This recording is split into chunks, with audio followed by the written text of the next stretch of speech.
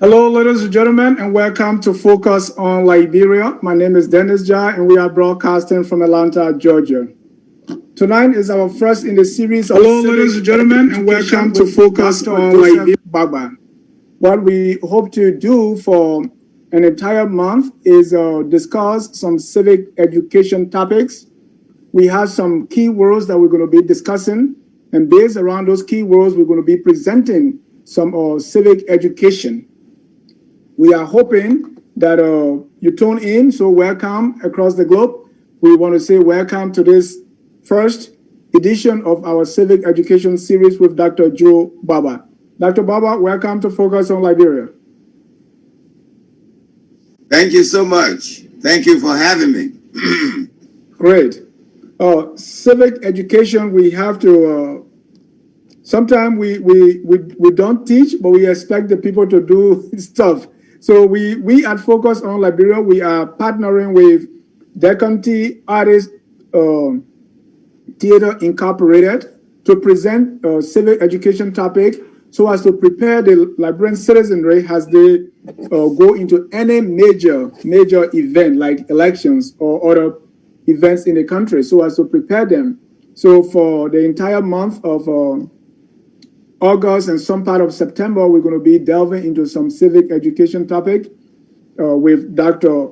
Joseph Gbaba. He's a playwright, an educator, and also co-founder and executive director of Dissent Artists, Inc. Dr. Gbaba, we are so glad to have you. Let's get the ball rolling, and let's start with why this is important. Why do we have to do this? First of all, thank you very much for the opportunity. Dissent Artists Theater is very pleased to collaborate with Focus on Liberia so that we can assist our people to better understand the Liberian democracy. And the Liberian democracy, if we want to begin with it, we're talking about civic education. CIVIC.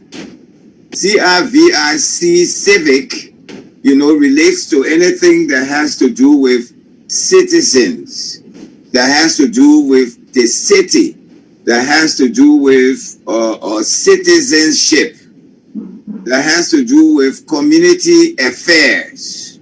So that word civic, comes the word civilization.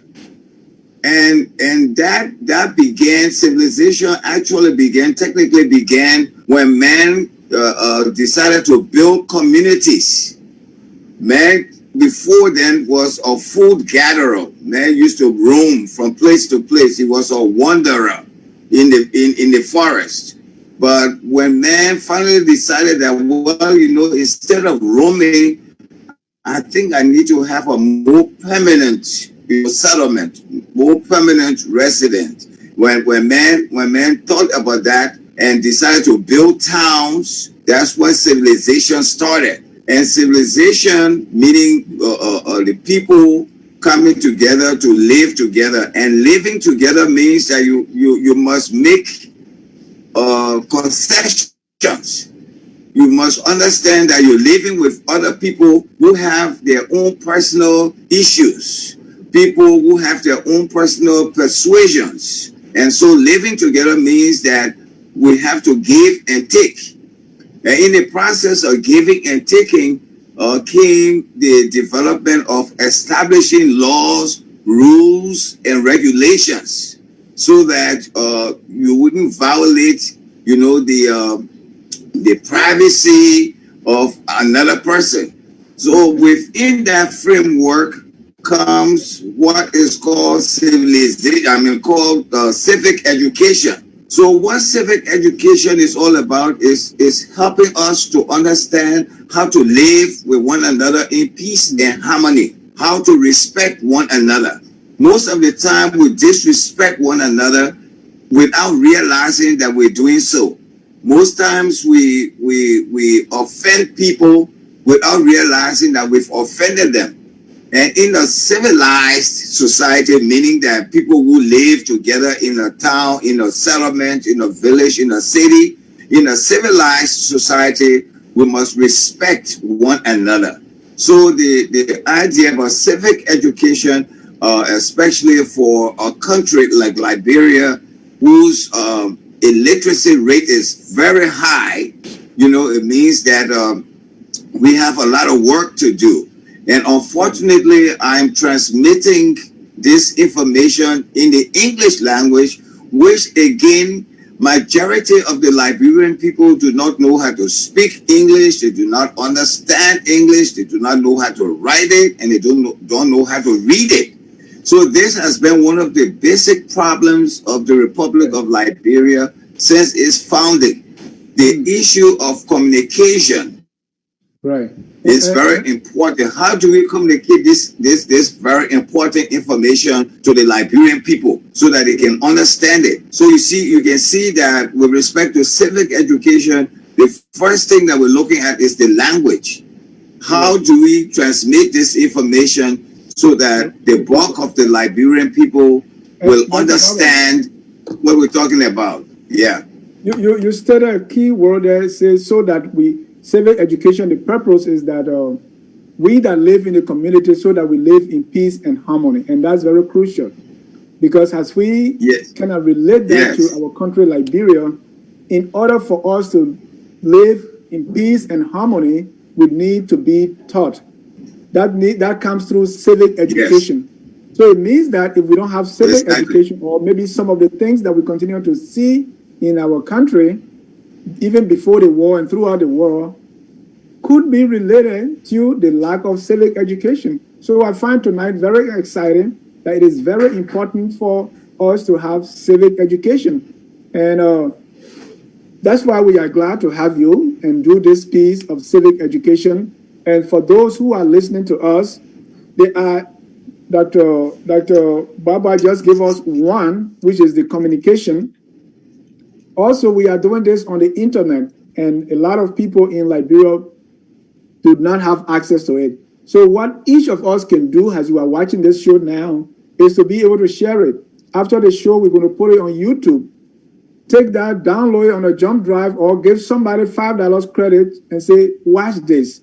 In so doing, each of us have a role to play in educating our people so that Liberians can live peace and harmony. I want you to conclude on that, the importance of this civic education and what you want our people, the Liberian populace, to get out of it.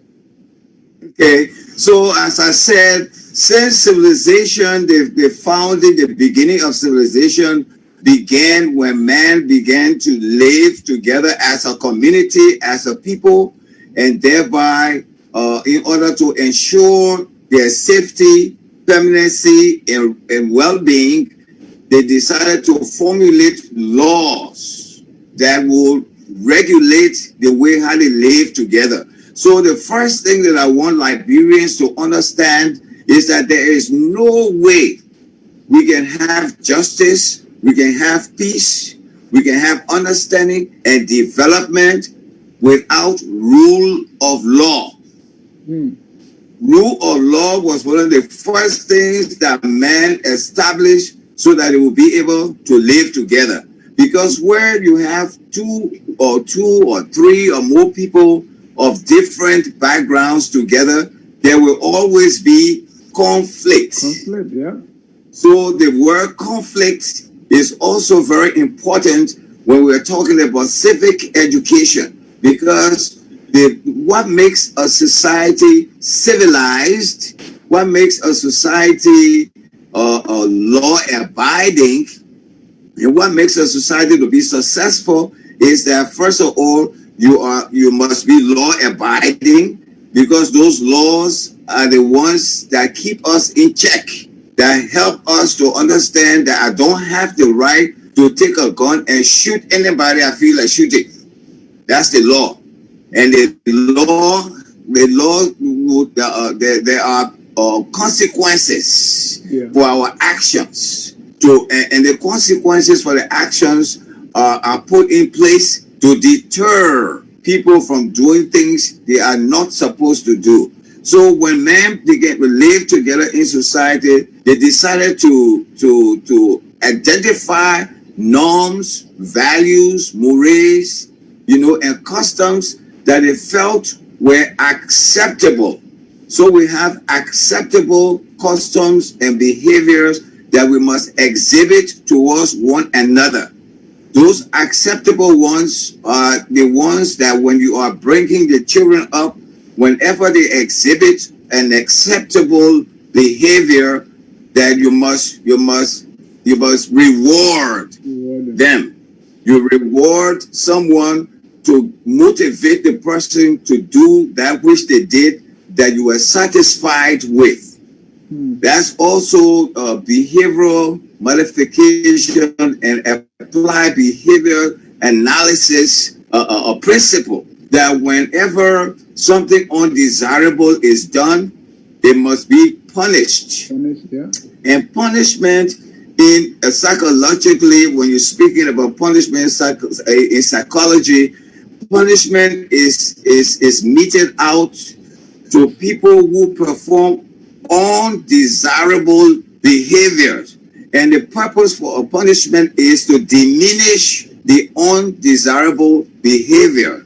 Now, if you understand where I'm going to with this, then you will understand that within the Liberian society and what took place in Liberia, those who perpetrated the atrocities by giving them big positions and all of that, you have contravened the psychological principles of behavior analysis, which is that what we did in Liberia is that we rewarded those who committed atrocities and undesirable behaviors. And when you reward someone, it makes the person to feel that they've done something good and that they will continue to do it. And that's not what we want. So we've made a big mistake. And that big mistake also was partly the responsibility of the foreign negotiators who were involved in the negotiation process, who did not understand the cultural background of the Liberian people. So again, we are going to go from square one to do the right thing. And hopefully the civic education, will assist us to find the right path to go through. Thank you. Ladies and gentlemen, if you are just joining us, this is Focus on Liberia. We are discussing civic education with Dr. Joseph Gbaba. I wanted to call the middle name, Joseph Tumo Garode Gbaba. There you go. I mean, you can say Chestovsky. Why can't you say Tomo Galode? I do, and I so in this series, we are going to discuss some keywords, and Dr. Gbaba will use those keywords and break them down and relate them to what we are discussing. And so for tonight, if you look on your screen, the keywords that are going to be part of the discussion tonight, number one is dissent. Dissent, D-I-S-S-E-N-T, dissent.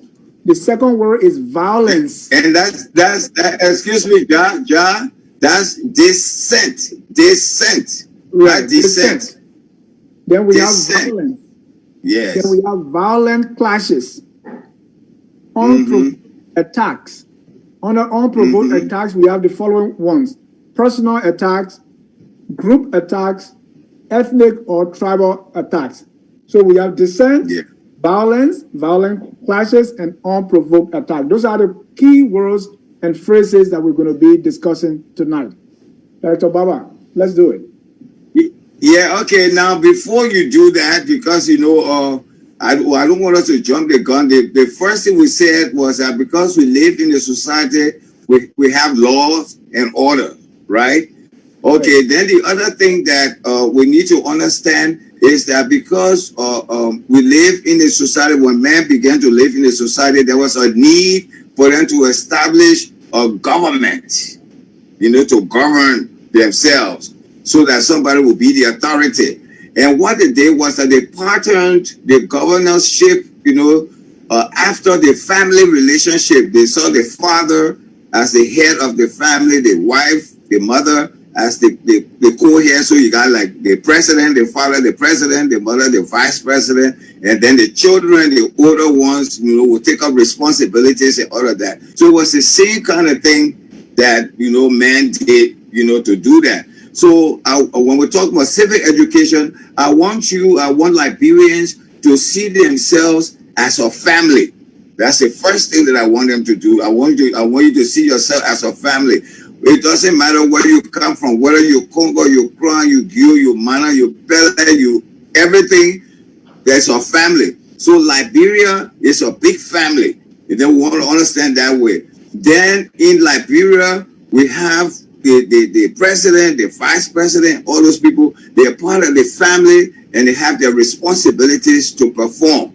So that's something, first of all, that the people need to understand, because also, what happened in the establishment of the Republic of Liberia is that for thousands and thousands of years, our people lived under the monarchical form of government, not democracy, not republican. They had kings. So that's what they used to. They never had elections. Now we're coming to talk about elections, we're coming to talk about dissent and this and that and clashes and violence. That's something completely new for the Liberian people. Most of the people never got their rights to vote until the women, for instance, 1945 or something like that, and the indigenous people 1964 before they even have representation. So that's the kind of process. That's what has been happening in Liberia. Things have been very slow because of the lack of communication. We're speaking in English, the people can't understand English.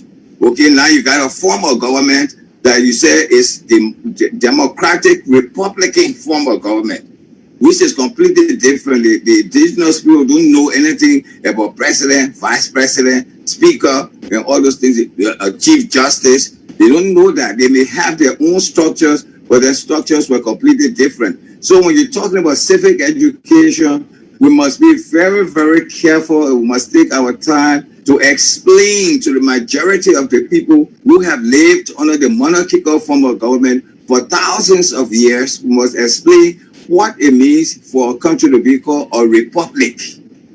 What does it mean to say that it's a democratic republic? And there are two things that I want to explain to the Liberian people regarding that. When you say a republic, it means that it's a country that has a structure of government where the three branches are separate, but they're equal.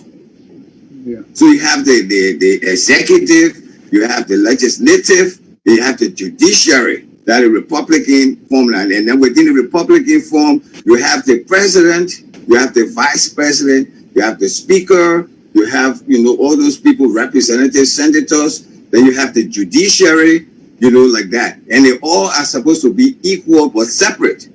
Right. So when you introduce that type of government to the indigenous people, they are completely confused.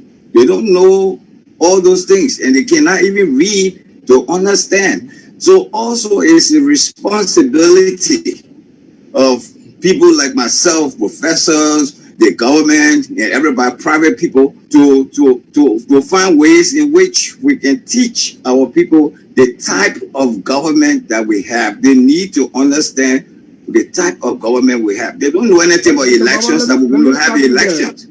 Let me stop you. We were talking about this just before the show, because what is the incentive for anyone to teach the people civic education or those things that you're talking about? Because politicians, as I was told, the law for the people to be blind, for they not to know, so that the people will look up to them for direction, and then whatever they tell them go. So what will be the incentive of the government to teach the people civic education, understand democracy, understand the separation of powers, understand the duties and responsibilities of the citizens? Yeah. Now, I don't know when you say incentives, I don't know myself, because, this is something that I've been doing for 46 years, and I'm still looking forward to see the incentives, and the unfortunate thing about it is that every politician, every political person that has gone through the executive mansion or served the Liberian government and so forth, unfortunately, they some of them don't even understand this whole thing either. A lot of them don't know the history of the country, because that's also another important aspect of civic education. To be a leader of a people, you must understand the culture of the people. If possible, you must be able to speak the language that they speak, because communication is very important.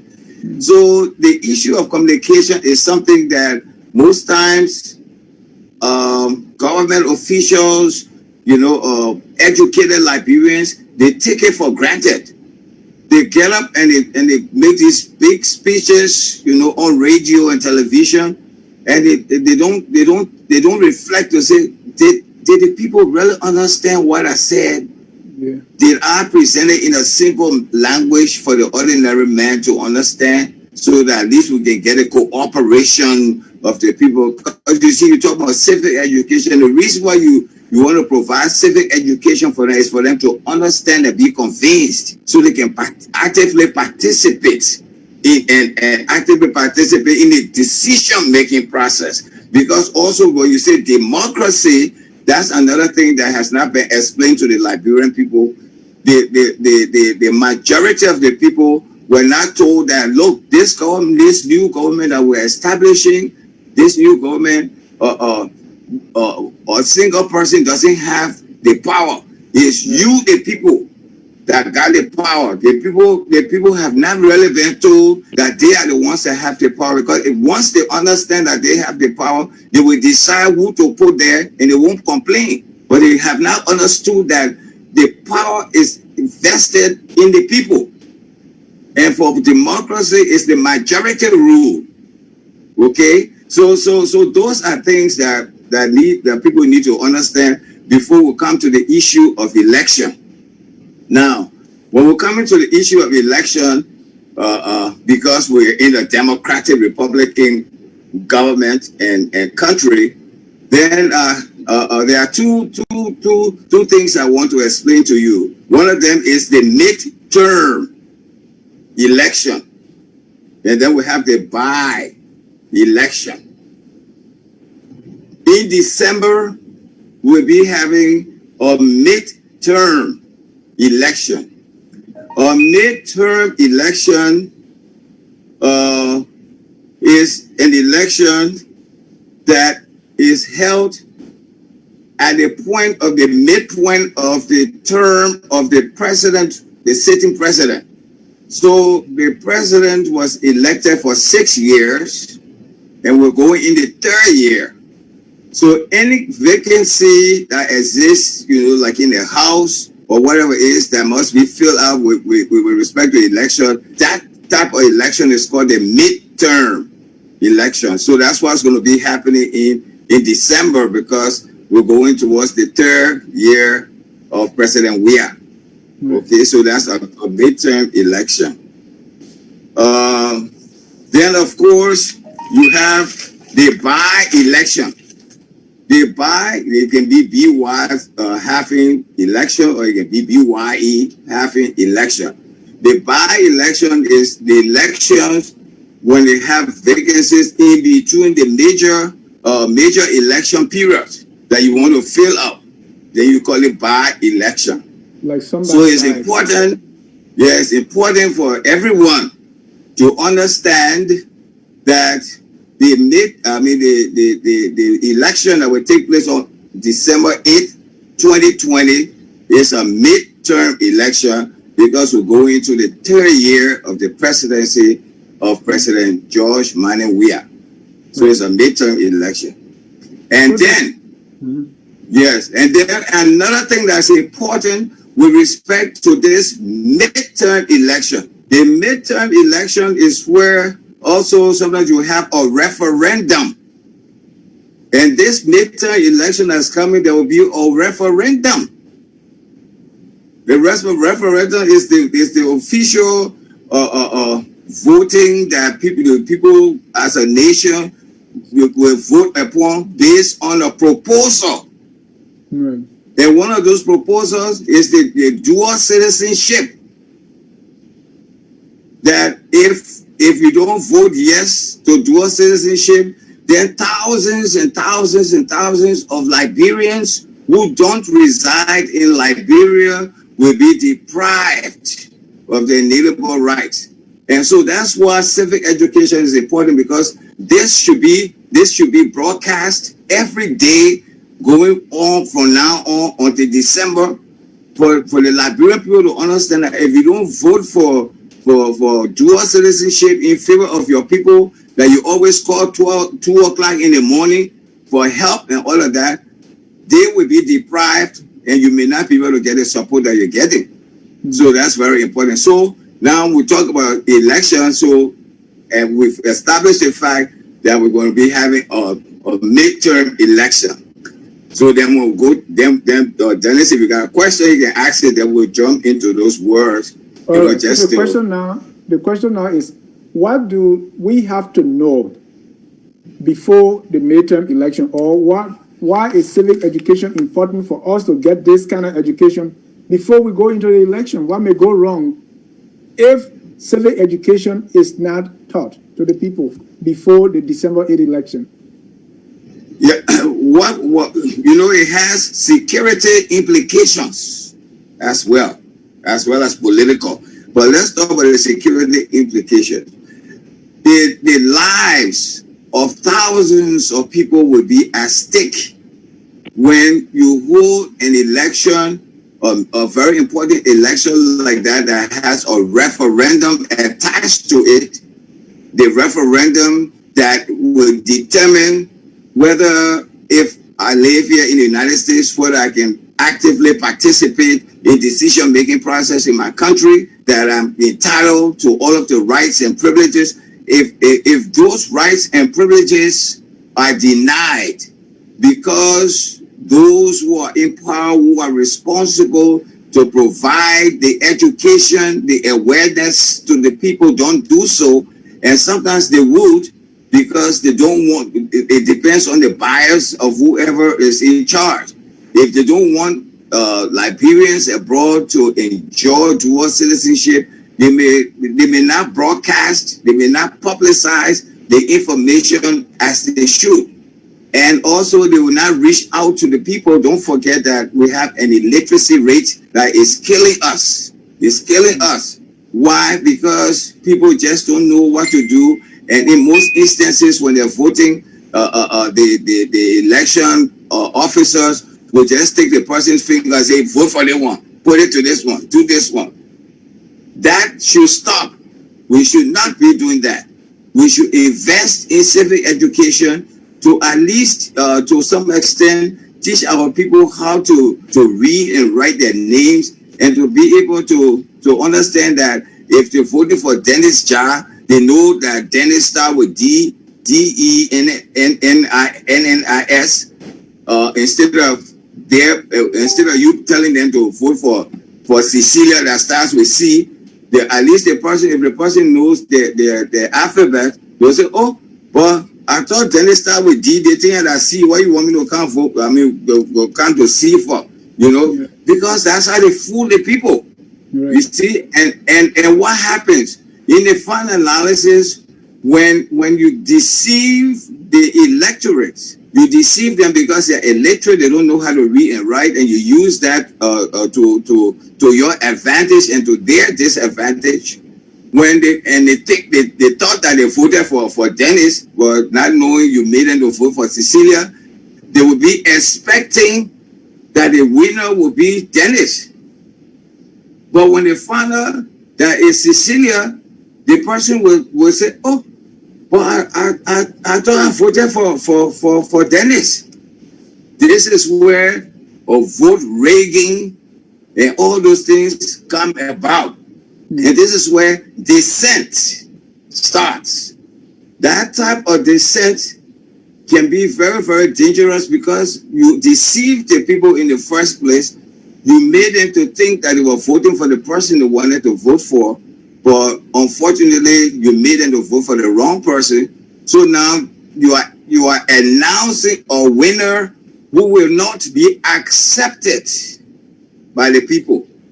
That's the first sign of the dissent, the acceptance of whomever is declared the winner of an election. That's where the fuss can start from. That's where the grudge can start from. 1985, when that happened, it created a problem. Let's go to 1927. 1927, when they had the election with King, Faulkner felt that he was cheated. There was dissent. He made accusations. He went to the League of Nations, and they established a commission, and that commission made an investigation and came out with their findings and found out that indeed there was rigging going on, and that also there were human rights violations. That report that was published by the commission, the Christie Commission of the League of Nations, was given to the legislature. That I'm talking about 1930, after they published in 1930. Talk about the legislature in 1930, they gave them the report that, look, this is the finding, these things have been going on in Liberia, human rights abuse have been going on in Liberia, and it's against the international humanitarian laws, etc. The House of Representatives immediately took that document. They didn't put it in the dustbin. They took the document and they started acting on it. They started a procedure, impeachment procedure. The impeachment procedure, when it came up with a decision, the president, King, had to resign. His vice president, Allen Yancey, had to resign. And again, as I was saying about law, I said that when you talk about civic education, you must think seriously about rule of law. What did the legislature do in 1930? The Constitution. They respected the Constitution of Liberia. The sitting president, they didn't care whether it was sitting president or not.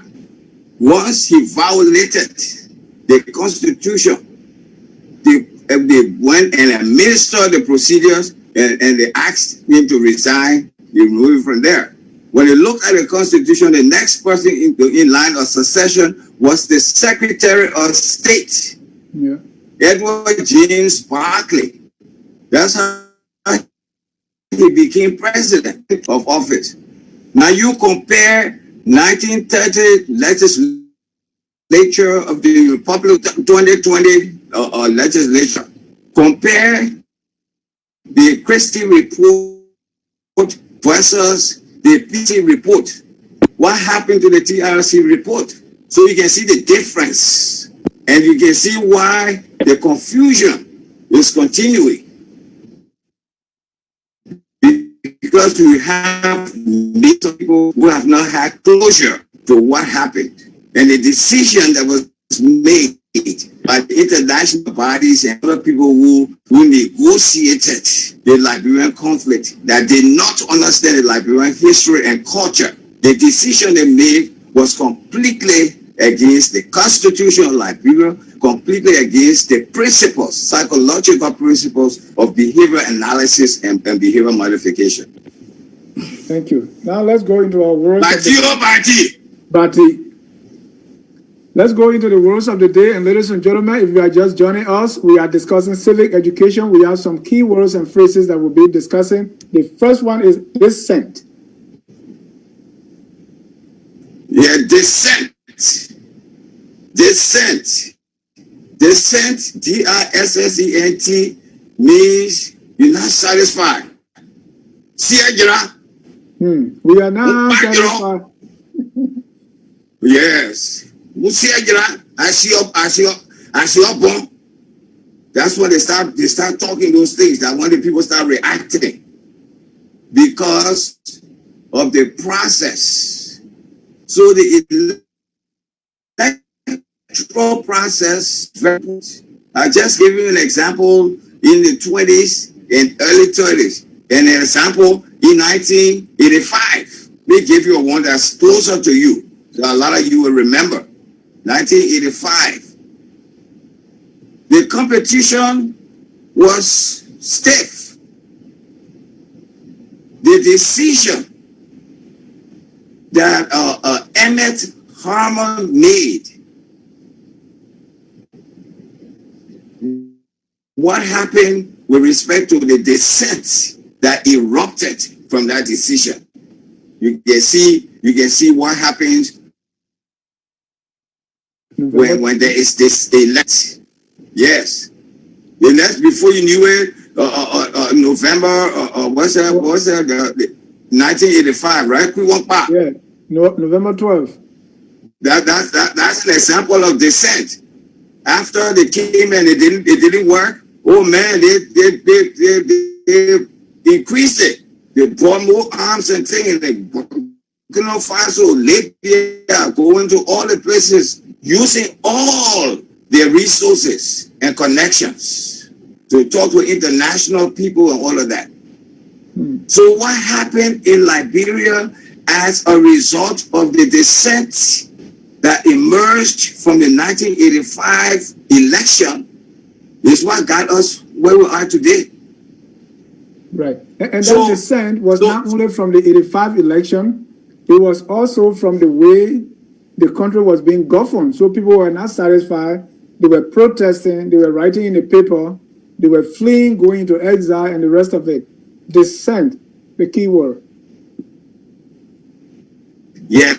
So and so also, let me just be fair too, that when the coup took place, which is very important for people to understand, because initially all the blame went on Samuel Doe and the 17 enlisted men.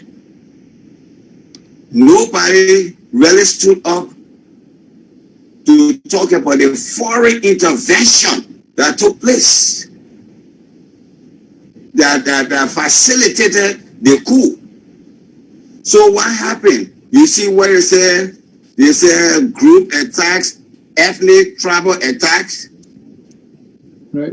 That is very much. So what happened? They switched the international people, whoever did that, you know, who were responsible for that syndicate.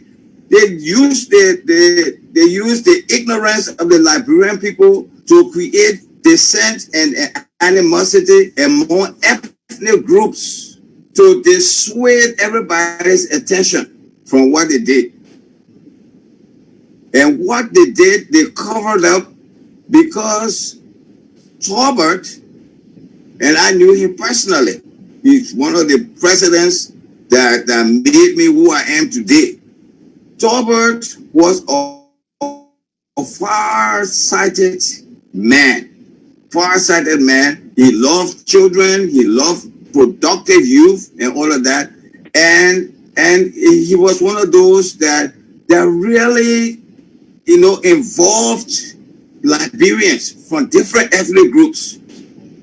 Unlike his predecessors. His predecessors were, Stockman is my old man, but he was there for 27 years. He was very careful how to give positions to indigenous people and all of that.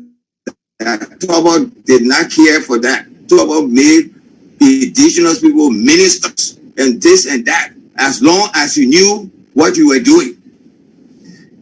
His desire to build a wholesome functioning society and his knowledge, his global knowledge about governance, and after serving 19 years under the president, he had a lot of experience and had a lot of clout. A Baptist preacher, a president of the World Baptist Convention, and all those things. He was outstanding. And also, he was a Pan-Africanist.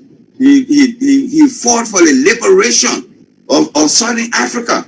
He launched a fund drive. And it was that fund drive that he launched in 1977 that made me to write The Chains of Apartheid. Because at that time, Mandela was in prison, and was that Zimbabwe, was it in Namibia, all those places were not free. So I wrote The Chains of Apartheid to reflect the ills of the apartheid system. And that's how come, decorative artists perform at the Executive Mansion.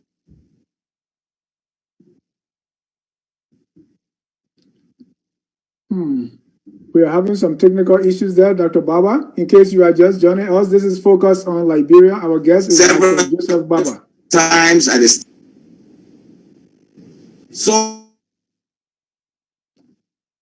the issue of the dissent comes violence.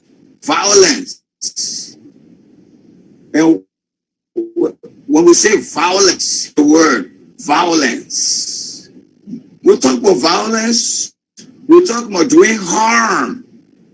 Now you're so dissatisfied, there's no redress. The next thing is you are taking the law in your own hands. Because in order for you to effect violence or upon somebody, you gotta do something that is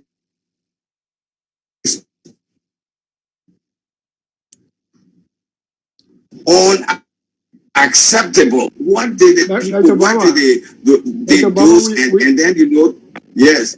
We are having some trouble with your connection. Yeah. I can hear you. Can you hear me? Kind of breaking in. Is this? No, I say your connection is sometimes breaking in. If you are on Wi-Fi and have other gadgets connected to the Wi-Fi, you can turn them off. Let's say if you have children or other people in the house who are connected to the Wi-Fi, they can switch the. No. That's. Oh, okay. No, it's just the computer right now. Okay. Just the computer and the yeah. Okay, let's talk about dissent for dissent for a minute. Can dissent be unjustified? Can the people be unsatisfied for the wrong reason, or because somebody is inciting them, or somebody is misleading them into violence? Yes, it can happen, and that also happened to the Liberian genocide. That's what I was saying from the beginning, that what took place was not just the soldiers, enlisted men from the BTC just walking in the mansion to go kill the president of the Republic of Liberia. There were extenuating factors responsible for that. So you're talking about things, you can see that what they did, while it may have been very famous and acceptable, quote unquote, acceptable to the majority of the Liberian people, because this was a heroic and dramatic overturn of power from one set of people to another set of people after 133 years. So those who perpetrated that act, slowly, recused themselves from the act because they saw that it was a popular act. Then the same people went and took the man from prison free of charge. He walked scot-free to go to different countries in order that how many people can break jail in the United States of America to go from place to place without being rearrested. So this is something that is not how they call it, scientific science or whatever it is they call it, but it's reality. Okay. So dissent leads to violent clashes. Yes, dissent leads to violence, but look at what we did.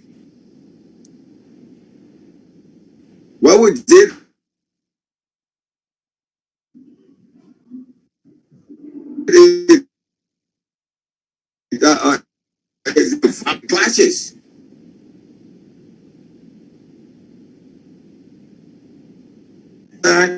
Now, because Dr. Baba, your connection is very bad.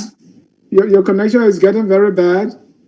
We may have to call in on the phone to the number if that would be okay, because the connection is bad. We are not getting the meat of what you're saying. Yeah, that's okay, sir. That's what I wanted. I wanted us to do the phone, because that would have been okay.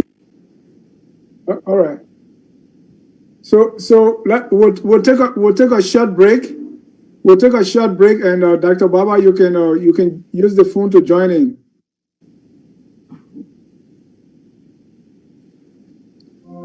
Ladies and gentlemen, we are discussing Liberian civic education with Dr. Joseph Gbaba. At this time, we're going to take a short break while we make some adjustment with Dr. Baba's connection.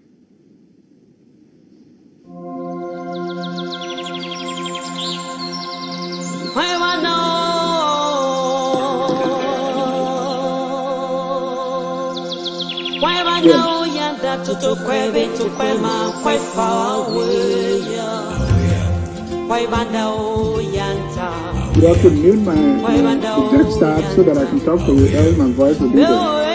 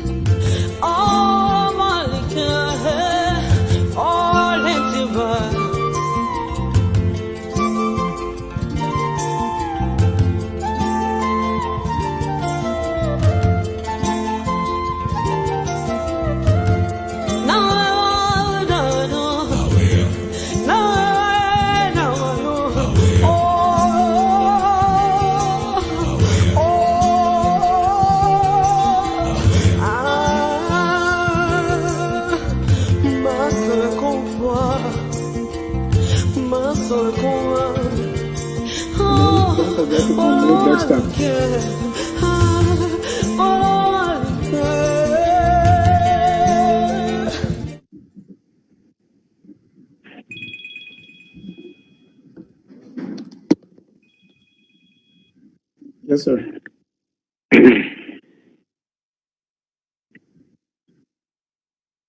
Well, it's too late. I think it will be okay. So you can hear me clearly, right? Right. Okay, good. We should be good. All right, we are back, ladies and gentlemen, from our short break. Dr. Baba, now let's start very briefly. We started with some keywords, and we said dissent leads to violent clashes, and then we have this unprovoked attack. Let's go. Okay. So you talk about violent clashes, and the best way that I can assist you to understand what that is by giving you some examples of what took place in Liberia. So violent clashes will have different categories. Violence itself has different categories. You got domestic violence, you got gun violence, blah, blah, blah. So violent clashes will be where supporters of candidate A would, go at loggerheads with supporters of candidate B. They will maybe throw punches, or sometimes they will throw stones, like in Israel, what happened in Israel, or sometimes they will shoot. They will do different things, different clashes, different forms of violence. in the Liberian situation, those who were who shared the dissenting views regarding the results of the election in 1985 decided to purchase weapons of mass destruction. So the idea of election violence should not be taken lightly. Elections are very, very crucial. They brought weapons of mass destruction and invaded the country, created insurrection, destroyed the infrastructural development of the country, and we lost 250,000 lives. You see what dissent can do? You see what violence can do? You see what violent clashes can do? Then let me come to unprovoked attack. Before you get to unprovoked attack, because the violent clashes of the 1990s, that was I was a teenager, and Yes. that shaped my entire life as I sit here. Even today, there are certain things when they are said to me, trigger something within me because of that. So I want us to go to what are some of the causes of violent clashes? You named dissent. What else? The clashes, I mean, some of the causes of violent clashes. One could be misinformation. That is the lack of civic education. Yeah, lack of civic education, and sometimes telling lies. Okay. There are a lot of lies that the people carry and say to make you angry. Yeah. So, for instance, especially those who were, propagating inter-ethnic violence, inter-ethnic dissent, they would say, "Oh, you see, they killed 4 or 5 of your people down Waterside Chestnut, and I know so people did it." Right. You're not asking questions because we live in a literate society where people don't have the ability to rationalize, to verify before they act. Mm-hmm. They act immediately. Yeah. You see, so that's part of what happened. The other part is grudge and jealousy. You and I live in a community. You were prosperous. When something happened, I see that gunmen are around the place. I say, "Oh, don't you know that Dennis Jar was one of the supporters of so and so person, this and that?" They're not asking questions. They come to collect you and your family. Mm-hmm. And thousands of people died because of that. Because of neighbors pointing fingers at them, neighbors lying on neighbors, brothers lying on brothers, sisters lying on sisters. You see, so there are so many causes and then those who want the power, right? Have the tendency, the little money that they got, they take it and they bribe. Confusion, the confusion is among the people, and they go and galvanize support, not good support, but support that will create more violence in the place. You see, so there are a lot of things that cause that. Now, when we talk about unprovoked attacks, okay, the Liberian people, one of the reasons why God is punishing the Liberian people was because they were not just when war came in the country, when the rebels lied to them and said, "We're not coming to touch anybody. As long as you're not crown, you're not Madingo, you're not government official, we're not touching you." If we have civic education, Right. The people of Liberia would have been forewarned. They would have been forewarned. They would have also known the right that coming, supporting rebel incursion in your own country is unconstitutional. Yeah. It's illegal. So because they sat down and folded their hands, and the rebels came when they came, and they couldn't find the people they were looking for, they had to get the other people because they were bloodthirsty. So as a consequence, a lot of people, more people died that they didn't expect to be touched because they were supporting something that was very vicious. Mm-hmm. And that's why even in the Bible, the Lord tells us, love thy neighbor as thyself. Love thy neighbor as thyself. During this Liberian genocide time, we didn't show love for our neighbors. We were pointing our neighbors out. All those things have repercussions.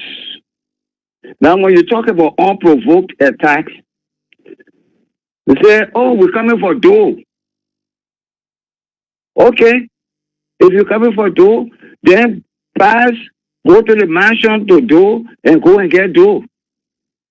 Why the poor crown people in the villages and other places that got nothing to do with dough? They're just there on a little farm. Why are you going to go collect them and kill them?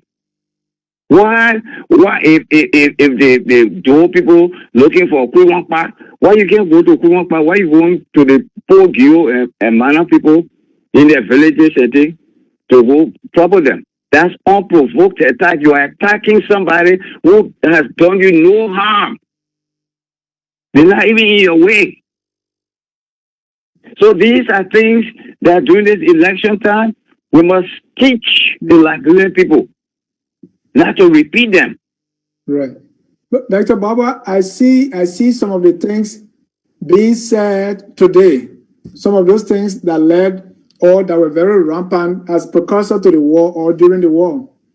For instance, right now, during the regime of Tobert, what we heard was Congo versus country. During the reign of the presidency, the regime of President Doe, it was crown. That's all we hear. And so that the crown people or Doe was doing this to crown people or favor crown people. So when the war came, crown people became targets and later Mandingo. Now what we are hearing is Southeasterners. Southeastern, and then there are people who were maybe 4 or 5 years old when the war started saying, if this happened, there will be war. So we are still hearing drumbeat of war, and we are still hearing people passing judgment on an entire group because of one man. So when you say unprovoked attack, I'm thinking, okay, if the people came for Kuangpa and they went all the way to New Zekepa for somebody there, or they came for Do and they went all the way to Kunembo, it's the same kind of things that we are hearing today. Is it because of the lack of civic education or what's happening?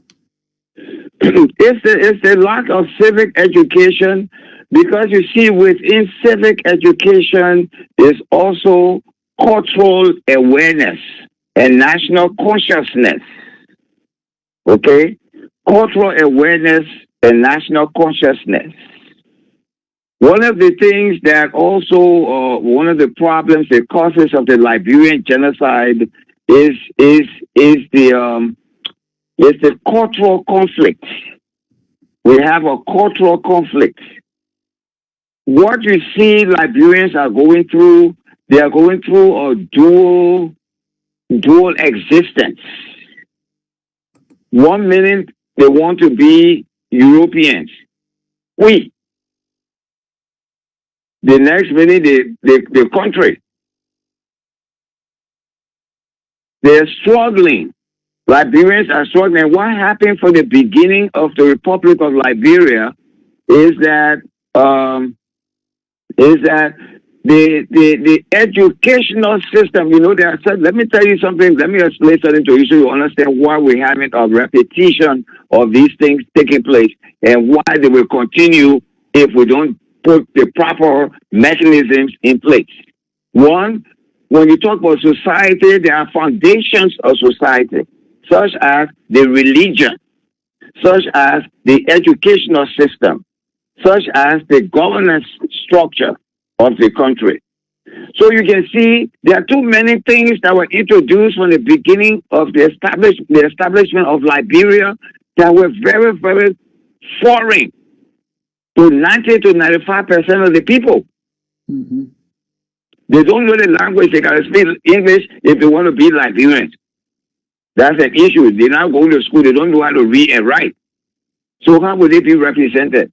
That was an issue. Then you come to the religion.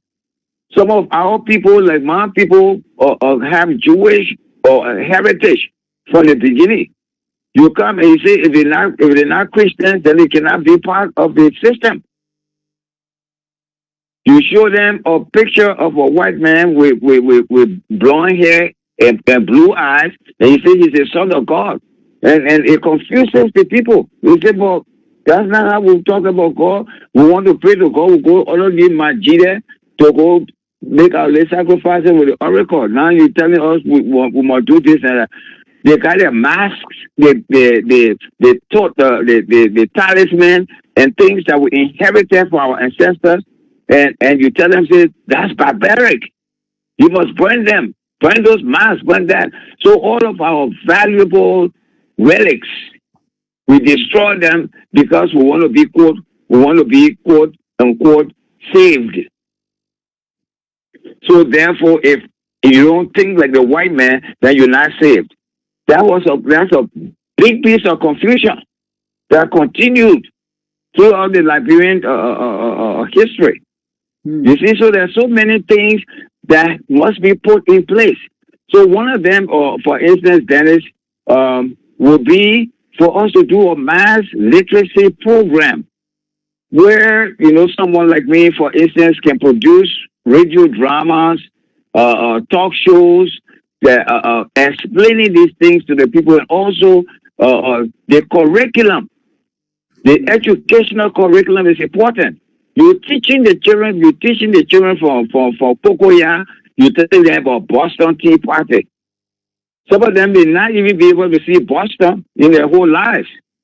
So why are you wasting their time and talking about Boston when instead of be talking about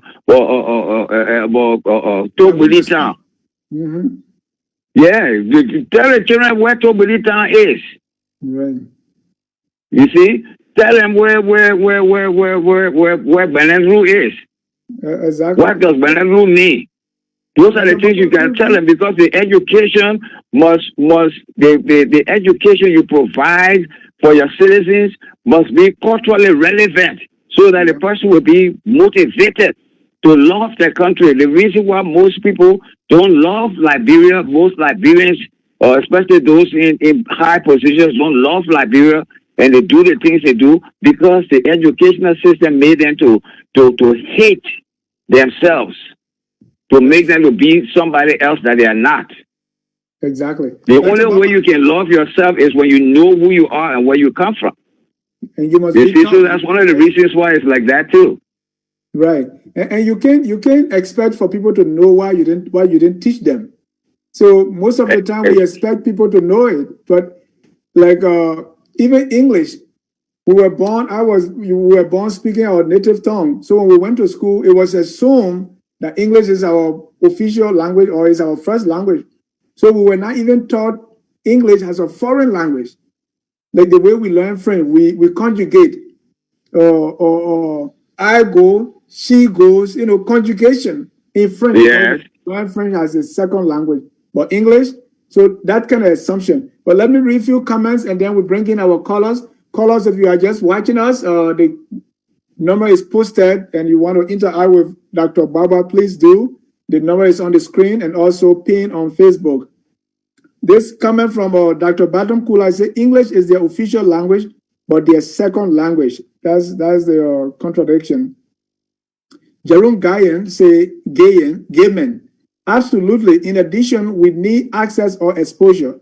Roles are key. I grew up in Buchanan and never saw Bong, Nimba, or other places. So Jerome is saying for us to do this, we need to access. Frederick Zibisi, I'm enjoying the show. Please share. They don't really want us to know, Frederick says. This is why the native Liberians don't know the value of their votes. And it's not just native Liberians, or like most Liberians. Frederick is also asking this question. I was born in Liberia, but I have citizenship of America. Do you think I have the right to go vote in Liberia? I want to go and vote in December 2020. And I think that is in the referendum. If dual citizenship bill can be passed, Yes. then you can do that. So respond to the comments while we are also look forward for people to call in. And after the comments, we go to the last three under unprovoked attacks will be personal attacks, group attacks, and ethnic or tribal attacks. You already touched on them. But respond to our comments. Okay. Yes. Gayman was talking about access.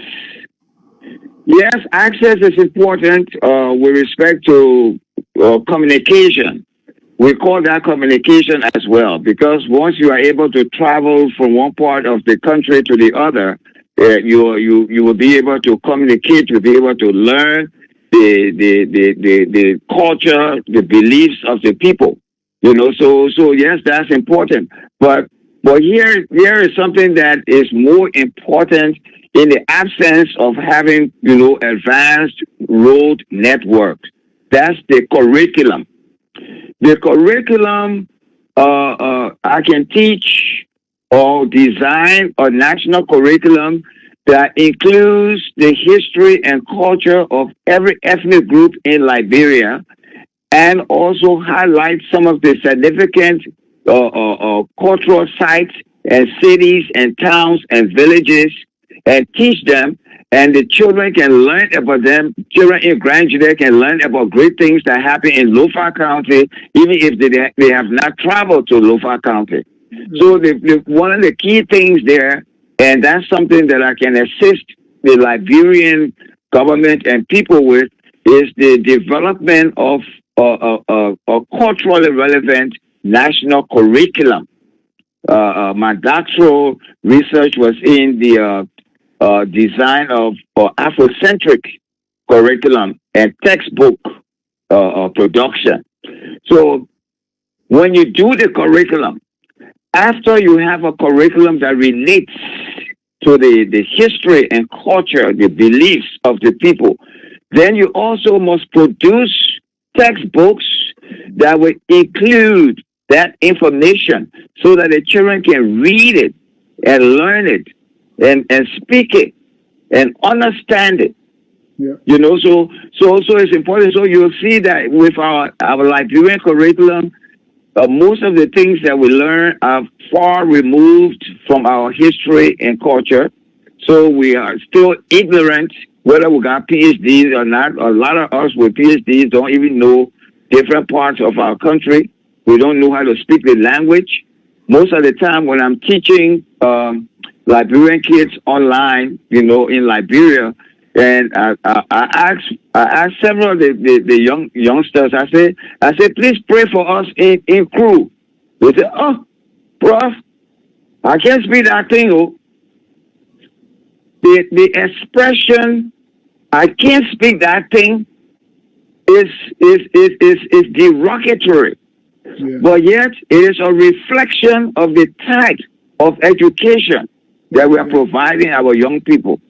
If you teach the young people how important their native languages are, nobody will ever tell you that I can't speak that thing. You cannot refer to your language as that thing. That thing.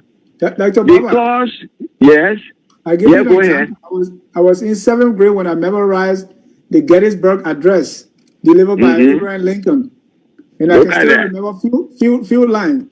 4 scores and 7 years ago, our fathers brought forth on this continent a new nation conceived in liberty. And why nobody taught me the brilliant speeches that were made by President Tubbert? Yes. You see there? You see there? We have few callers on the line. Let's bring in our first caller, Okay. and that will be Mr. Jamie Eastman. Jimmy is our man. Jimmy, you are live. Hey, Dr. Baba. How you Hey. doing? I'm glad you could make it to the show. Thank you. Hey, Dennis. Hey, this is a good education. You know, Dr. Baba, you're hitting some salient points that education is key. Now, a lot of people look at education, they think about formal, going math, but sometimes education is information about yourself, information about your community, information about your history, information about how you're supposed to interact with other citizens. That you know, the education is not just in school, you know, and I'd like you to comment on that in that light. That somebody the other day said, "Oh, the war is over. So why are we still on doing these things?" So I asked him. I said, "Well, is the war really over though? Were the scars of past generations addressed? Were the agency problems rectified? You know." So, for my question to you, Dr. Baba, then is, how can a people move from a civil war, disagreement, ethnic differences? What can move us to now to the next millennium, where we are joined by the desire to promote the country as a whole? What will unite us on one purpose, given our background and the backdrop of our history? Oh, thank you so much. That's yes. Can you hold that? I'm jotting that down. Let Okay, me read sure. 2 more callers, and then you can respond. Okay, all right. Our next caller is Martin. Martin, you are live. Your full name and where you calling from?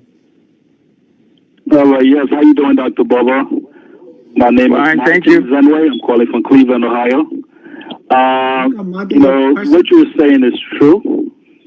Liberia and Liberians, we have an identity issue. We have an identity issue. And I think what can help Liberia, you know, what can help Liberia? We in the diaspora, we need to organize ourselves, you know, because in Liberia right now, one person can't change Liberia.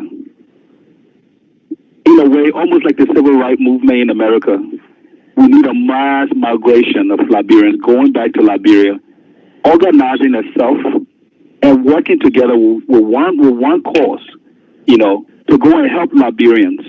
Because we need to teach our people their culture. You know, some of us been in the diaspora for a long time, but yet and still we're still connected with the country.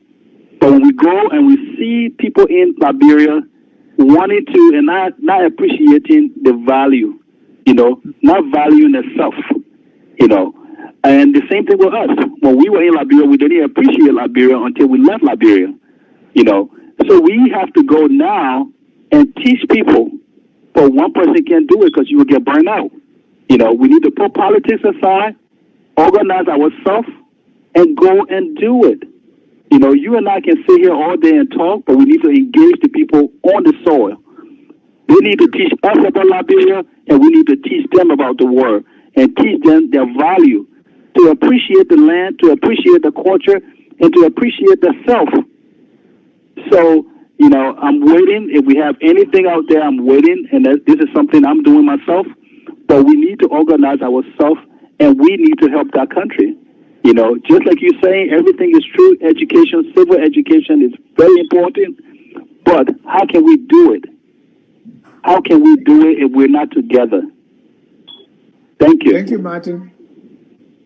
Martin. Thank you very much. Salient point. Let me take my last caller, and Dr. Baba can respond. 1866, your name and where are you calling from? This is Glazai, and I'm calling from Washington. Can you give a little more volume? Your name and where you calling from? My name is Glazai, and I'm calling from Washington. Dr. Baba, can you hear him? Yeah, I didn't hear the name. Yeah. I just heard Black Fire or something like that. No, I said, 1 second, let me fix my phone real quick. Yeah, give it a little I was volume. saying, can you hear me now? Yes, Great. yes. Oh, okay. My name is Gbaba. I'm calling from Washington. Okay. Come to FOL. Your question or comment? I have a comment. I think what I'm a young man. I was born during the war. So but I've been here. But things I've observed with Liberians, the doctor had already addressed most of them. And one of the key things is a cultural problem. Like, we don't really have love for ourselves, and it's like a lot. It's a tribalism. We don't have a pan African mentality. We often see ourselves as Westerners. We are quick to disrespect other Liberians when they speak their language. We don't even embrace our own. So what I see is a generational indoctrination happening, and if we don't change that, it's going to be so it's important for people like Dr. Gbaba to implement something that will bring things to in terms of curriculum, because like he said regarding the Tea Party, somebody who's from the village, the jungles of Liberia, learning about the Tea Party, Boston Tea Party, wow.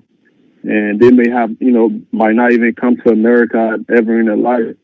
It's like irrelevant. So I think we really need to change the curriculum.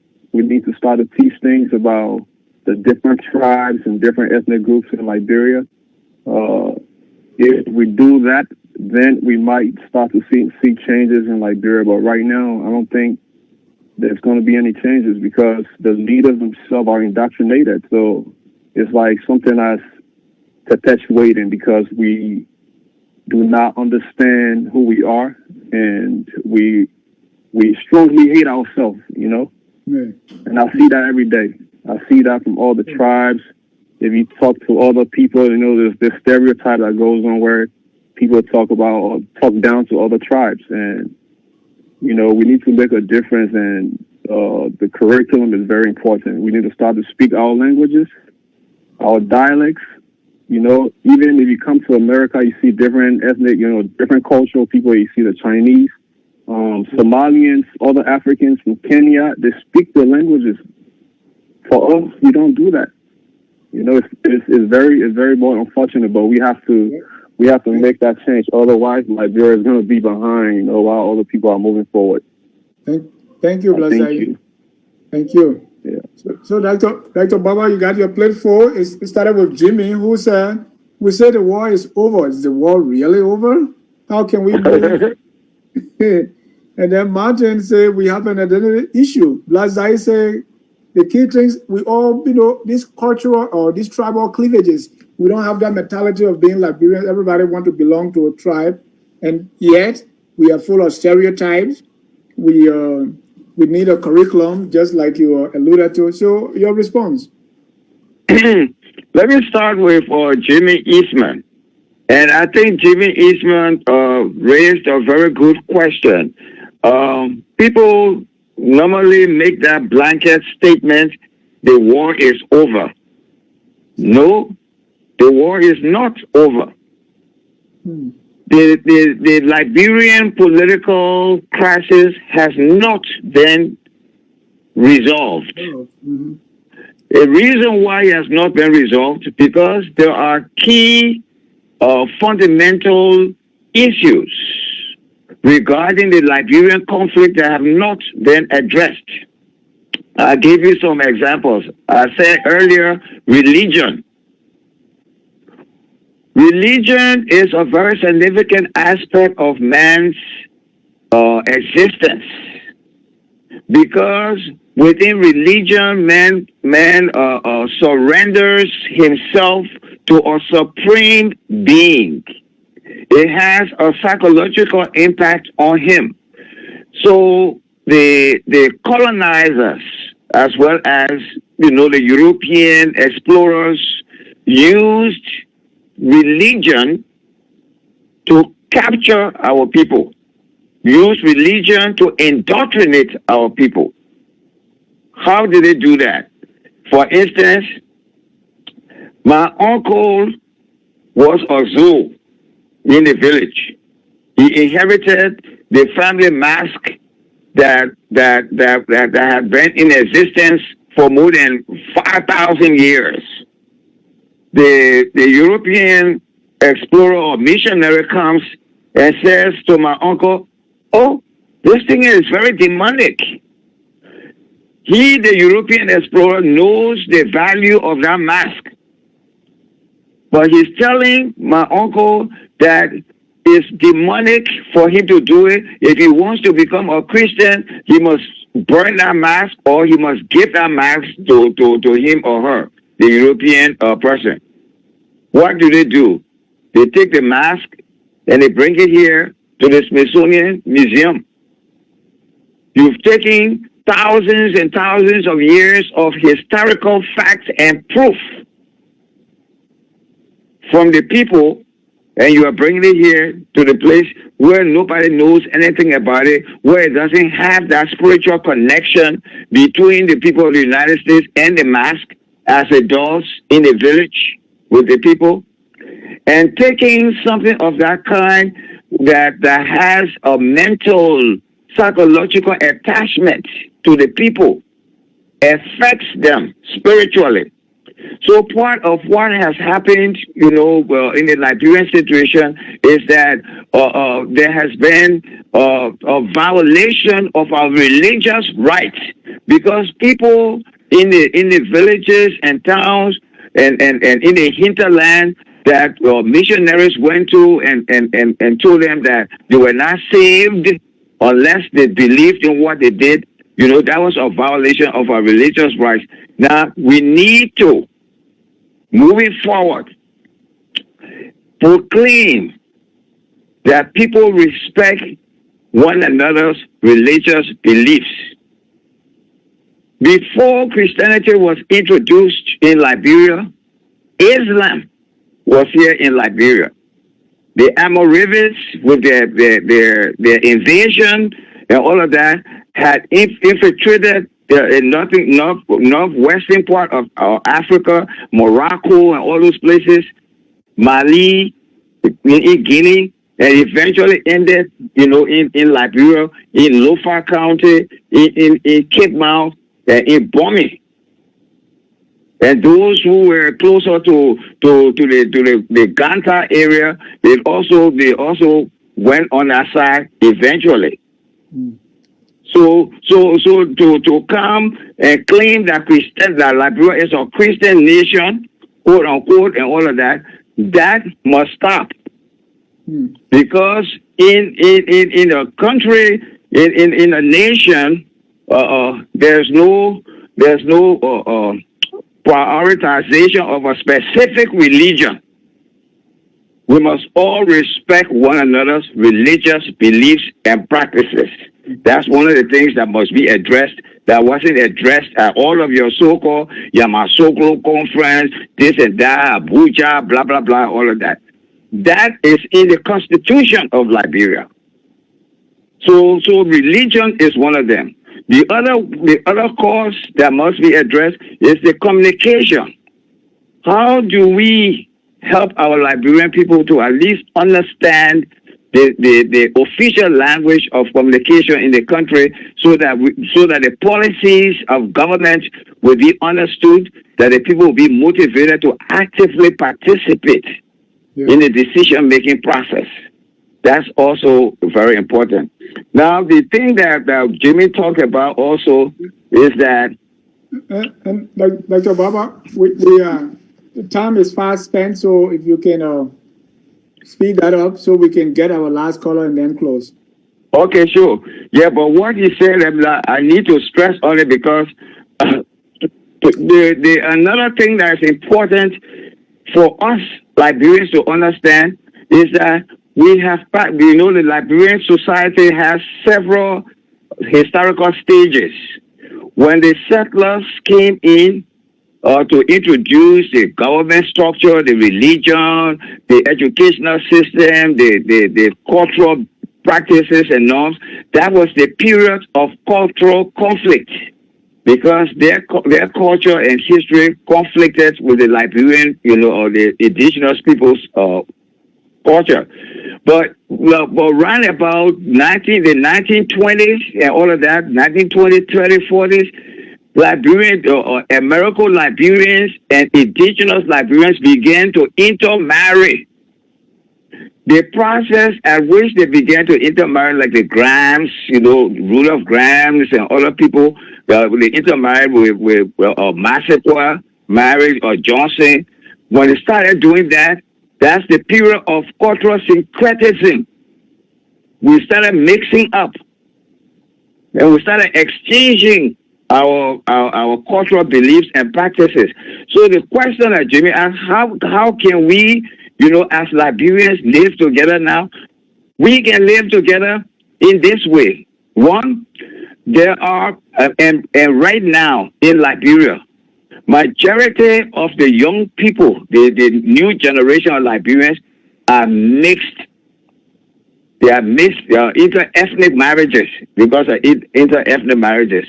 So those of us who are married to different people from different ethnic groups, we must be the ones to speak up, because our children are related to different ethnic groups. Like, for instance, my children are related to the American Liberians and related to the indigenous people. So that's why I speak about national unity, because I know that my children, are mixed, and because they are the core lineage of the Liberian society. Many of you who are out there who are intermarried with different people, and your children have relatives from different ethnic groups, you should be the ones to be talking about this thing, to discourage it, because anything negative that takes place will affect your children and your grandchildren. So that's one way we can address this whole issue about country versus Congo. It's not like that anymore, because we are intermarried and we are interrelated. So that's one issue that we got to take care of. And then, of course, someone talked about identity crisis. The identity crisis issue is something that can be addressed with respect to promoting what we call multiculturalism. Multiculturalism is a concept, it's a movement that teaches us to accept one another for who we are, and to learn from one another. So for instance, we can learn to do that, to respect one another. When I see a Mandingo friend, in the morning I can say Nisoma. There's nothing wrong with it. I say Nisoma. I say Taramasi. I say the rest I don't know. I say Ma, like that, and go about my business. Or I can see a Basa person and say Mwe. Let's learn how to greet one another in our languages, as a thing of courtesy and respect. You see, that also is one way that we can improve, our interrelationships as a people from that share a common patrimony. And then, of course, the thing about cultural problems and Pan-Africanism, Liberia is a product of Pan-African thought, Pan-African philosophy. The idea that the blacks, for some time, the whites felt that black man was incapable of self-rule. How in the world could you even think that way when we had the Egyptian civilization, Mali, this, Songhai, Ghana, and you come up with something like that? But that's how they are. They always think that they're better than the rest of mankind. But that's something that we should not succumb to, because where we come from, our ancestors were great people.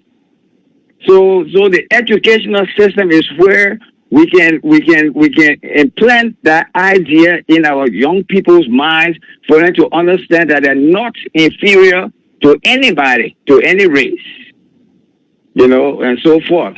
I wish we have more time to do it, but I thank you guys for those questions and the comments that you made. But that's one way we can do. And then with respect to Bly, or what he was saying about Pan-Africanism, and that we should do something in Liberia, with respect to cultural awareness. Yes, that's exactly what I'm doing right now.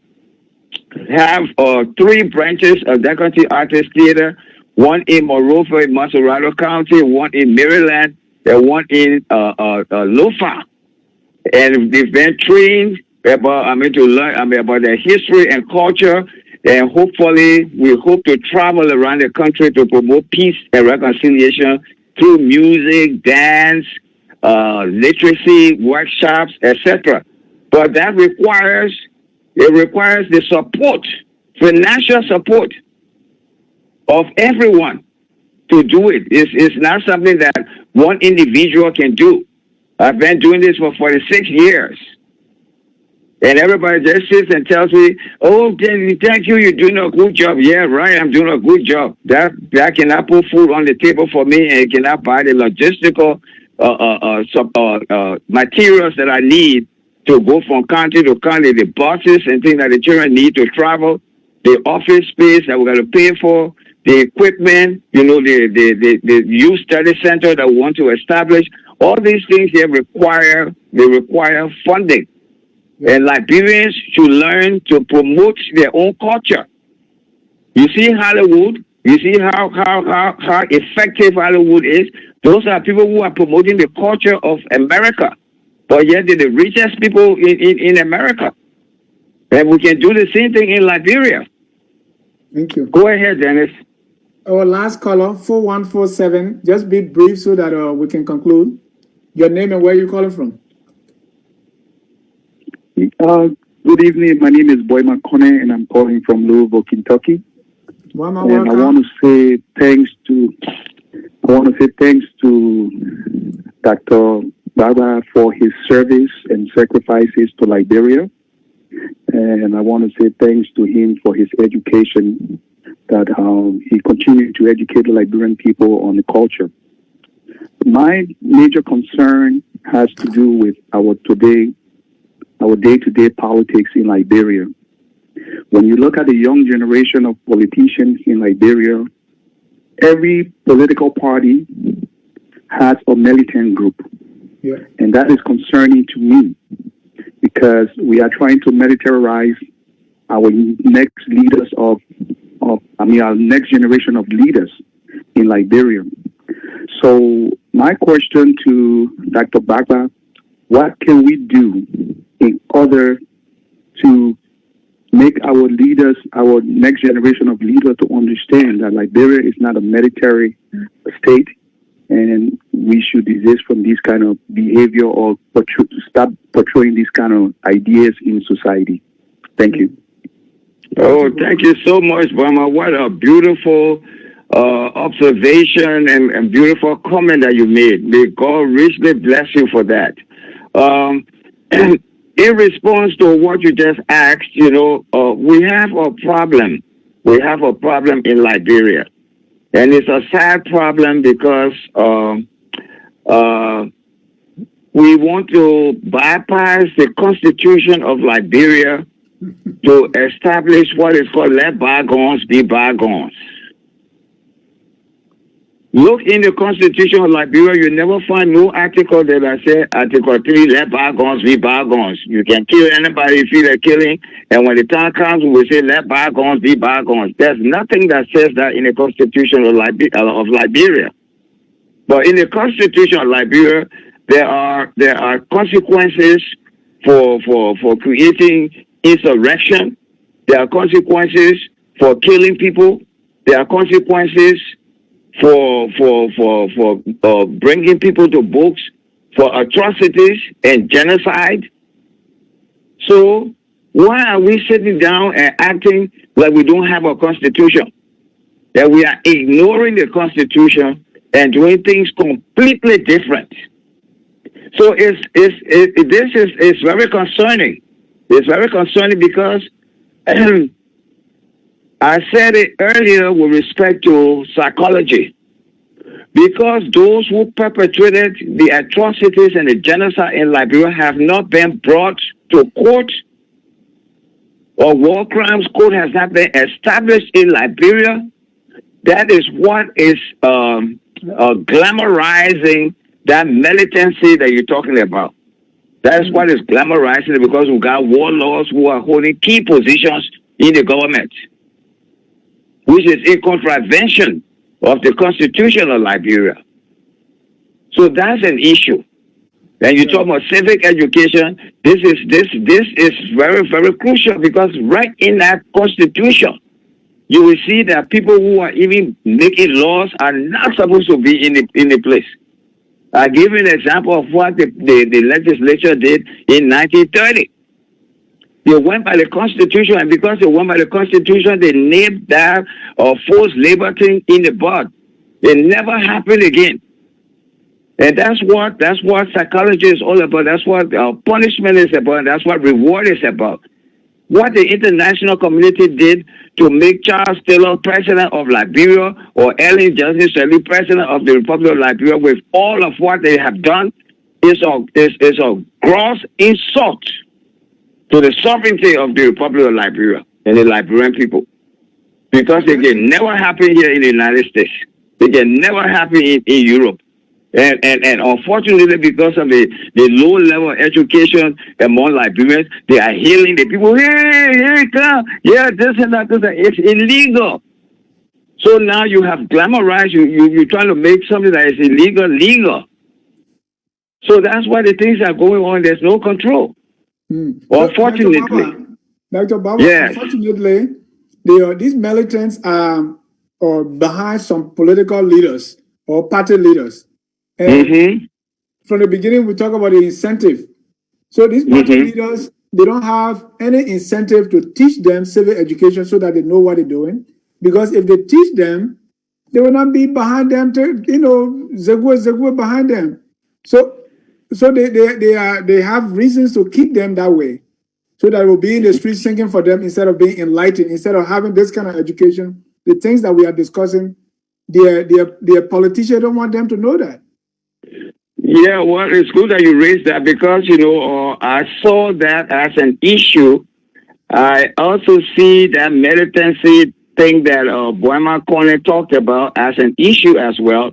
So quite recently, on August 11th, Deputy Artist Kukatono Peace Team visited the headquarters of ANC and the CPP to meet with Honorable Cummings and Yeke Koluba with respect to what happened in Swedru, because of the violence that took place in Swedru. I happen to be a descendant of the founder of Swedru, and Swedru wasn't established for people to carry their political warfare and there.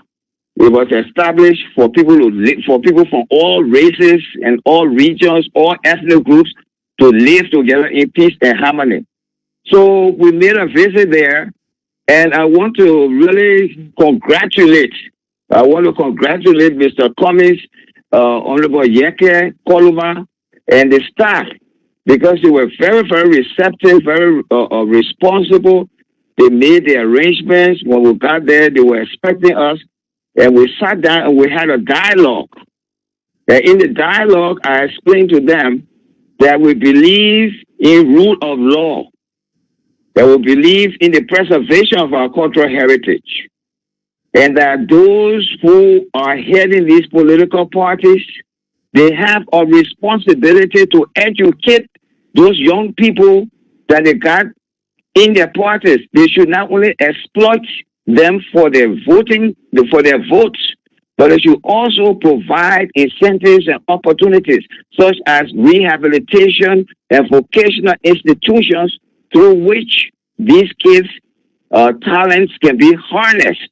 Yeah. They can learn new trades that they can use to earn their honest livelihood. So that would be the next focus that we will talk about with respect to that, because it's unfair to these young people, because a lot of them don't have anything to do anyway. They're not working. they're not employed. And so what do we do about the young people? We just only want them for our votes. There should be more that we should do for the young people. So it's a challenge to all of the different political parties. We also made the attempt to speak with members of the CDC. And I called Mr. Moba Molu up, and he agreed to see us yesterday. And the children went there, and those Inkepamas were also on Zoom, willing to participate as they did when we went to see the ANC. And Mr. Moba did not show up, and he did not even have the courtesy to let us know why he did not do that when he told us we could go there to meet with them. But again, we are open as a peace building organization to meet with the leadership of the CDC, because the CDC is the ruling political party. They must give us the assurance that there will be no violence in that midterm election that will be held in December. Thank you. Next week, we're going to be discussing on this program, dispensation of justice based on collective guilt, examples and scenarios. At this time, Dr. Gbaba, we want to thank you so much. Please give us your closing comment and set us up for next week. Okay. Thank you very much. I appreciate all of you out there in Cyberland who have been listening to our conversation, the discourse for this evening. This is just the beginning. Hopefully, I look forward if I can get, some financial assistance to purchase airtime in Liberia, so that all of the programs that I'm talking about, can be aired, because it's good that you in the diaspora have access to internet. You can listen to me and all of that. But what I'm saying really should be delivered to the people in Liberia.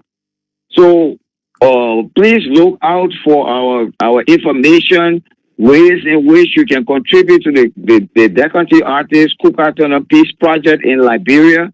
We have people on the ground, youth, college youth, who are prepared to travel from county to county for us to perform, to talk to the people, to engage them, and to also conduct literacy classes to teach them how to read and write, so that they can make informed decisions at the polls. 2023 is coming up. That's a very significant time.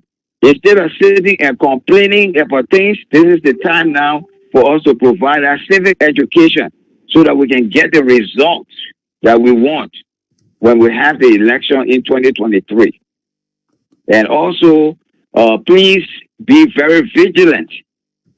Encourage all Liberians back home regarding the referendum.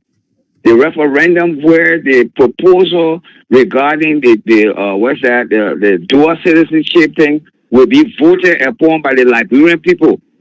We want free and fair voting, and that result must be very, very fair and free and transparent, because thousands of lives of people will be affected by that decision. So please be alert.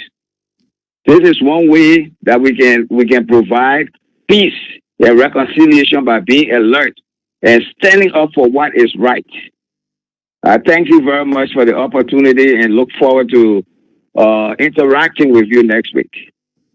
Thank you so much, Dr. Gbaba. We can't thank you enough. Today, we laid the foundation for this whole entire civic education series. We have some words and phrases that we discussed, starting with dissent, which when people are not satisfied, sometimes as a result of the way our leaders are governing, or as a result of elections or cheating, and then that result into violence, which leads to violent clashes and sometimes unprovoked attack on persons, on group, and also ethnic groups. And we are doing this so as to prepare the Liberian citizenry as we go into the midterm election, December 2020. And so if you love what we are doing, support us or help us to buy airtime in Liberia so that this program can be carried on the radio station If you want to do it alone, the program is on YouTube.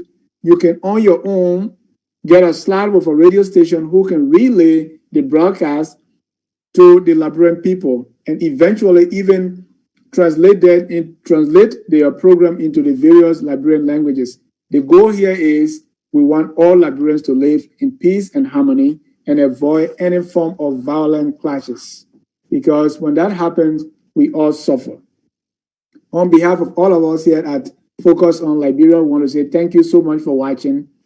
Look out for Focus on Liberia. We are here every week. Our goal here is to educate, to elevate, and promote all things Liberia.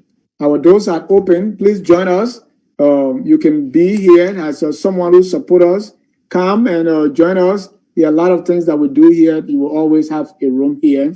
We will try to include all Liberians and building this Liberian CNN right here in the diaspora. Until then, my name is Dennis Giles saying good night and God bless you. Bye-bye for now. Thank you. Thank you.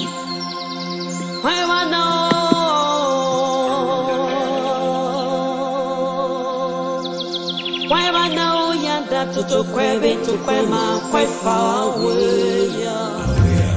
Why bando yanta? Why bando yanta? Meo era bonu. Meo era bonu. Masokoa. Masokoa. Oh, then you. Let la file work.